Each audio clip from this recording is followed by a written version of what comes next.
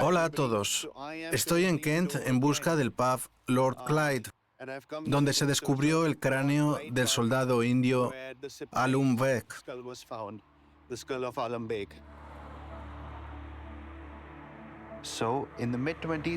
A mediados del siglo XX, los propietarios de una pequeña taberna en el condado inglés de Kent hallaron un cráneo humano.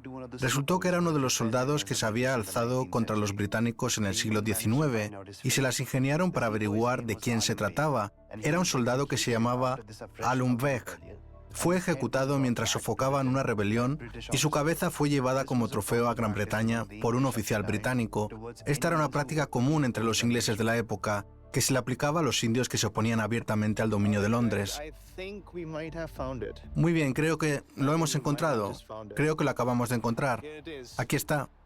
El edificio azul detrás de mí era el pub Lord Clyde, donde hallaron el cráneo del soldado. La propietaria estaba al tanto cuando mencioné el tema del cráneo de Alum Beg. Estoy con Eva, que ahora es la propietaria del lugar. Bueno, ¿usted conoce la historia de la taberna? Sí, mi marido y yo compramos el edificio hace unos 9 años. Una vez que nos instalamos aquí, alguien nos mencionó que este sitio tenía su historia aparte del motín. Hace muchísimo tiempo, en los primeros días de la taberna, el dueño recibió la calavera de Alum Beg, que estuvo involucrado en una rebelión en la India.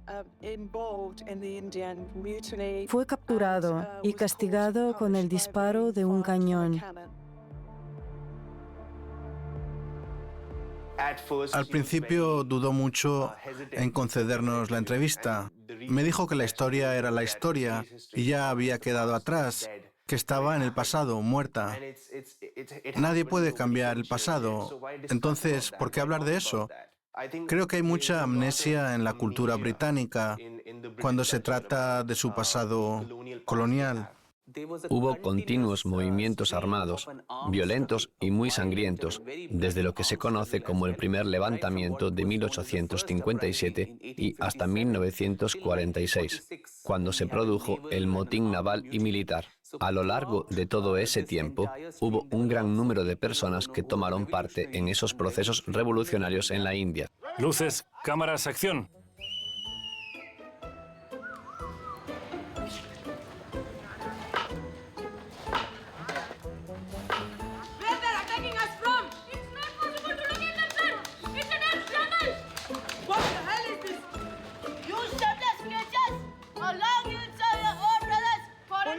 Full dialogue, your shameless speeches. You shameless creatures, how long you will serve your own foreign masters and kill your own brothers? How long?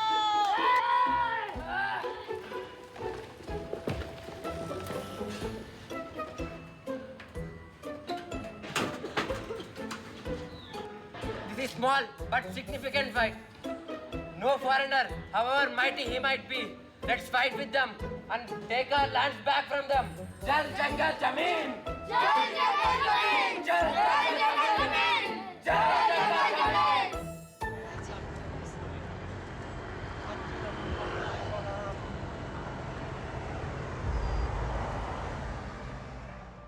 Como pueden ver, es un lugar muy turístico. Viene mucha gente. Durante mis visitas a los museos británicos, me he dado cuenta de que la gente no los visita para aprender. En mi opinión, solo van allí como turistas. Fijan su atención en artefactos de diferentes países por las diferencias de estilos. No le veo sentido a que las piezas que nos pertenecen se guarden allí, en Londres o en el Reino Unido, como excusa para que la gente aprenda historia. Nos encontramos ante el objeto más controvertido del Museo Británico,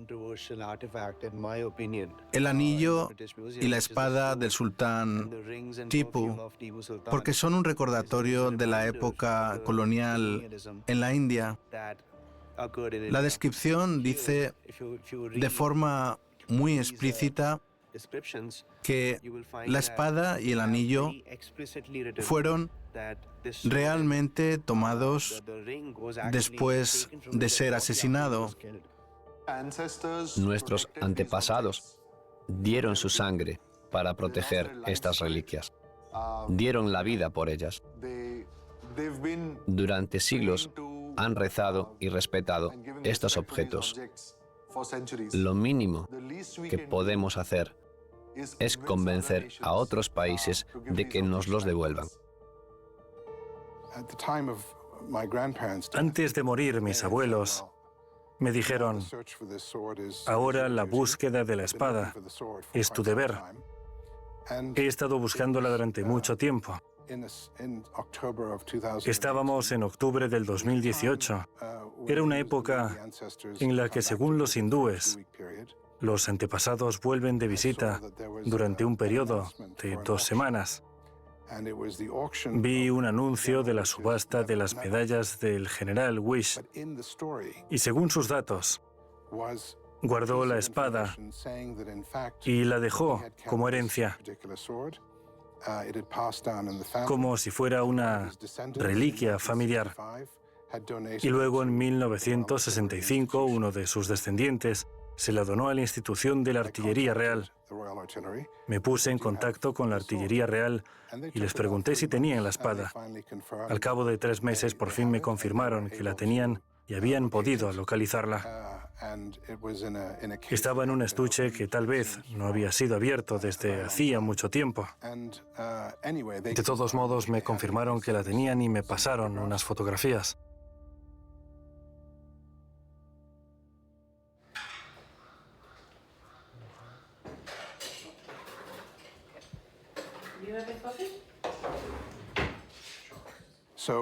Entonces, ¿por qué esta espada es tan importante para mi familia? En el hinduismo hay un concepto llamado Pitra Dosha. La idea es que tus antepasados pueden haber hecho algo malo, o algo malo pudo ocurrirles a ellos. Pero como descendientes llevamos la carga del karma de esos eventos y acciones. Así es como se infiltra cierto desorden en la familia. Dicho de otro modo, es una consecuencia colectiva de los sucesos traumáticos del pasado. Para ponerle fin a todo eso, debes celebrar ciertas ceremonias, o como en este caso, reclamar la espada para acabar definitivamente con las consecuencias de la historia. Por ejemplo, alguien de mi familia logra el éxito en alguna medida y algún tiempo después simplemente se le escapa. Se nota este patrón repetitivo entre los miembros de la familia. Experimentan alzas y bajas, que les suceden muy rápidamente. Es una típica consecuencia kármica que se llama Pitra Dosha, que no es otra cosa que los antepasados procurando llamar tu atención de forma que puedas resolver lo que te perturba y seguir con tu vida tranquilamente. ¿Qué haces durante las clases de aprendizaje socioemocional? Pues las preguntas son como... cada tema tiene sus propias preguntas que son del tipo... ¿Quiénes serán tus amigos en el 5º grado? ¿Quiénes son tus aliados? Pero no mantuvimos ningún vínculo socioemocional porque algunos chicos no se sentían seguros debido a que no tenían amigos. Por eso no podían hablar sobre ellos, porque no los tenían.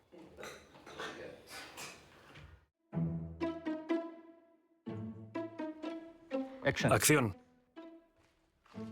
Despierta, Telaji. Vaya, qué suerte que haya venido a verme. Veo que estás en prisión.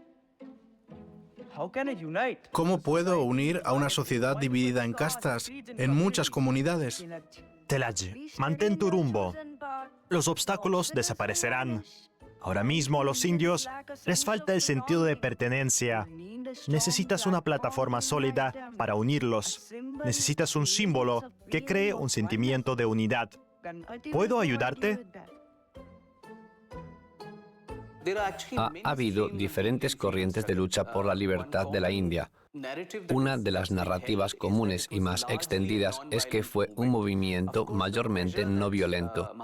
Por supuesto, la presión que Mahatma Gandhi y el Congreso ejercían sobre el régimen británico mediante la persuasión moral a través del movimiento no violento, de hecho, atormentaba la conciencia del opresor colonial.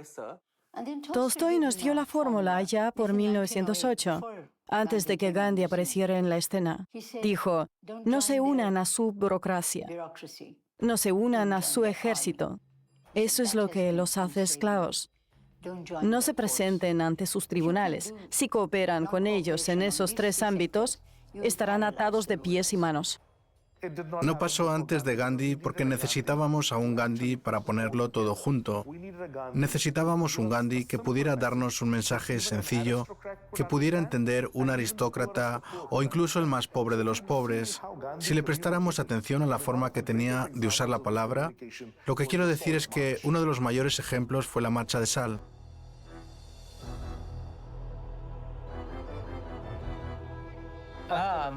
Antes, la gente trabajaba para los británicos en los campos de sal.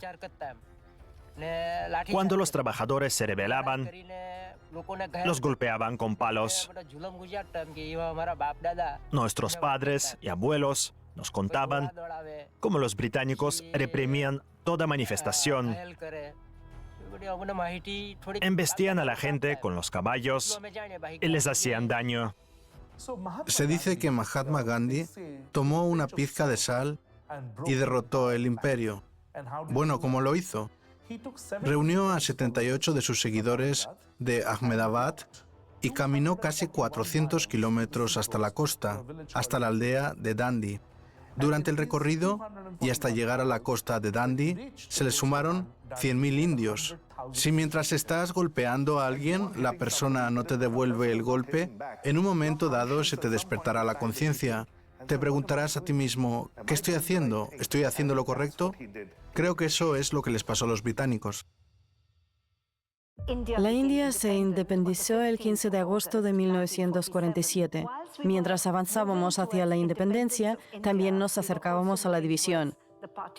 Los británicos dejaron un terrible legado debido a que mientras gobernaban el país, uno de los principios que aplicaban era divide y vencerás. Así que produjeron una especie de cisma entre los hindúes y los musulmanes mientras estaban en el poder. Eso significa que los británicos sentían que ya no controlaban la situación. Trajeron a Mountbatten y ese se convirtió en el último gobernador general de la India. Tenía que hacer algo y decidió que la partición era la única opción. Del Reino Unido también vino un juez, el señor Cyril Radcliffe, que nunca había estado en la India. No tenía ni idea de lo que era el país y le dieron 5 semanas para dividirlo. Al pasar 5 semanas tomó una decisión y marcó las fronteras. Mountbatten no podía decirle a nadie dónde estarían dichas fronteras, porque solo lo podían saber él, Radcliffe, y el gobierno en Londres. Entonces Pakistán nació el 14 de agosto y la India se independizó el día 15, pero anunciaron la partición del país solo el día 17. Así fue como India y Pakistán, ya libres, se enteraron de cuáles eran los términos de la división. Sin embargo, la gente no estaba preparada en absoluto. La gente tuvo que dejarlo todo, dejar sus hogares. Los hacían abandonar sus casas porque había disturbios alrededor. Saqueaban las casas, echaban a la gente fuera. Pasó lo que ocurre en una situación así, cuando una nación no está preparada.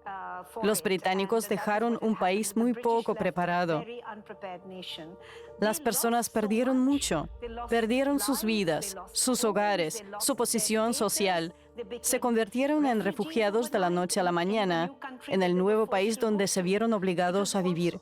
El Estado se dividió por completo, desde los ejércitos hasta las selecciones de cricket, la música, el arte y la cultura. Todo quedó dividido en base a la religión.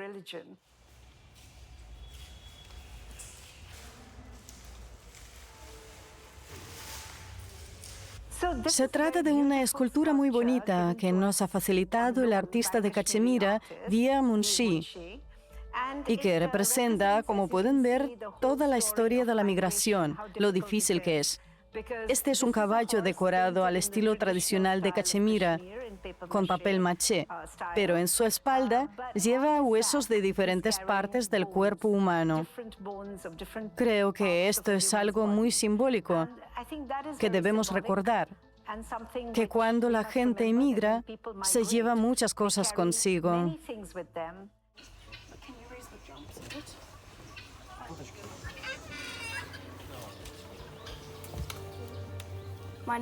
Me llamo Malan Chopra, tengo 11 años y mi familia tiene mucha historia. ¿Es descendiente de los reyes Punjabi? Sí, correcto. Ella es la última de la línea familiar. El linaje por la vía paterna llega hasta Diwan Mulraj Chopra, el Raja de Multan, que era el dueño de la espada. En este linaje de descendientes de Jared, ella es la última, pues no hay varones. Hay una parte de la India llamada Punjab y allí vivía Mulraj, que tenía una espada. La usaba en combates, pero un día tuvo que renunciar a ella porque fue a la cárcel. Queremos recuperar la espada porque no queremos que pasen más cosas malas. No queremos que pase algo malo como en el pasado. Solo queremos guardarla en un lugar seguro.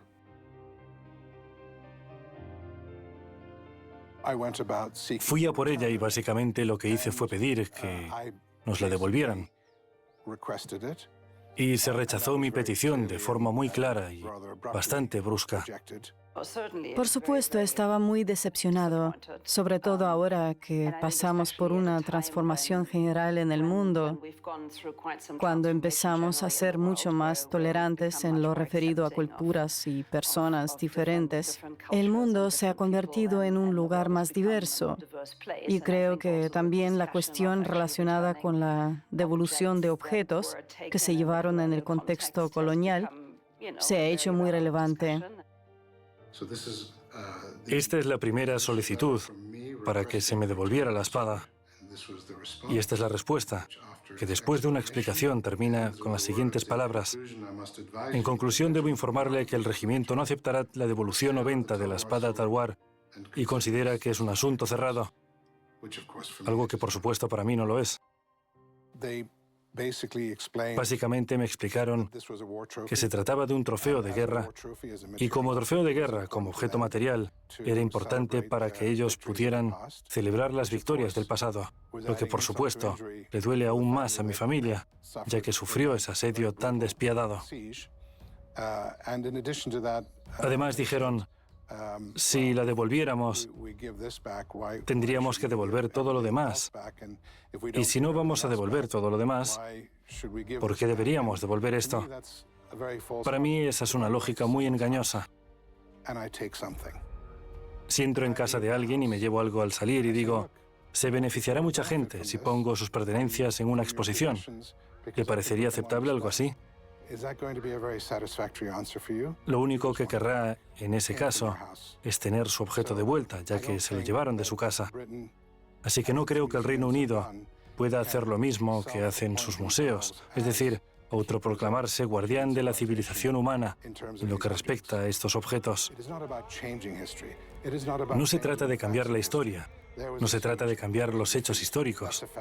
Hubo un asedio, hubo una derrota y eso es una realidad. Sin embargo, podemos cambiar nuestra percepción de la historia. Le dejé muy claro a la artillería real que la familia sigue sufriendo las consecuencias de todo aquello.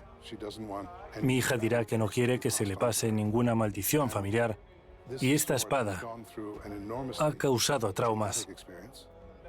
Creo que la solución sería que se llevara al lugar que el propio Mulraj hubiera querido, que es básicamente un templo hindú, para que se le trate con respeto y para que vuelva la tranquilidad.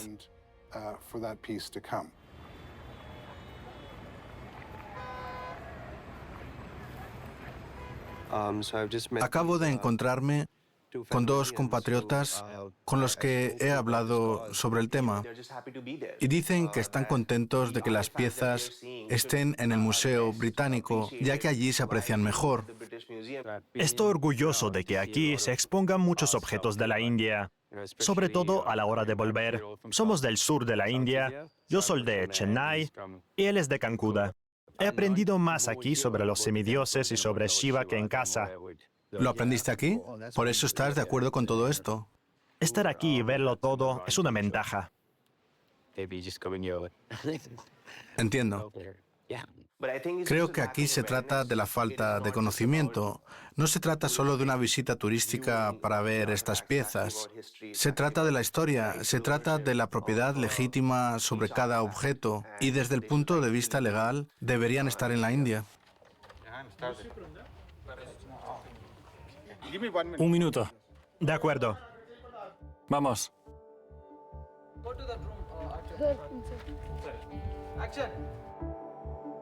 Lo que yo recomendaría es dejar que el Reino Unido envíe su patrimonio a la India y puedo garantizar que allí lo verá más gente que en el Museo Británico. El mundo tiene que entender que la historia depende de la geografía. La gente habla de los restos del colonialismo británico solo como si se tratase de algo positivo. Creo que tenemos que ser justos y equilibrados y hablar del colonialismo británico y de sus consecuencias. Sin embargo, si le preguntas a cualquier angloparlante, te dará 10 razones por las que el dominio británico fue algo bueno para la India. Llevará mucho tiempo mostrarles la verdad. Es como si dijera que la madre de mi vecino es más guapa que la mía y empezara a llamarla mamá porque es más guapa que mi madre. Aunque los británicos se han ido de nuestro país, el culto ciego a su cultura en realidad deja el poder en manos de otras personas y permite que nos controlen. Así que esta mala costumbre debería desaparecer. Les hablo en inglés. Lo aprendí como primera lengua en el colegio cuando era pequeño y más tarde también. Esto en sí es un reflejo del hecho de que fuimos colonia. El que muchos indios ni siquiera puedan hablar fluidamente sus propias lenguas, las lenguas regionales, la lengua materna, es una manifestación de las consecuencias negativas del colonialismo. Hoy en día, los genes británicos están inextricablemente presentes en el ADN de los indios. Para ser sincero, y como ya he dicho, tenemos 5.000 años. Si nos fijamos en nuestra historia, Gran Bretaña ha estado presente en ella los últimos 200 años. Pero si se tiene en cuenta toda en su conjunto, representantes de casi todas las partes del mundo han visitado la India. Así que creo que no solo podemos encontrar los genes de los colonizadores aquí, sino que podemos encontrarlos de todo el mundo. Yo le pediría a nuestro país que recuerde su historia y la cuente según su propia versión, que no dependan de historiadores extranjeros para que les digan quiénes son y qué hicieron. Actualmente la India está renaciendo. Hay una nueva energía, nuevas emociones, y lo veo a mi alrededor. No creo que hace 10 años hubiera sentido este cambio que es enorme. Somos una nación joven, de gente joven que tiene mucha energía. Así que, sí, vamos a marcar la diferencia.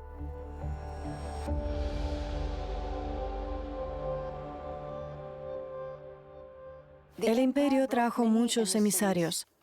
Había comerciantes que habían llegado a saquear y enriquecerse con el oro de la India.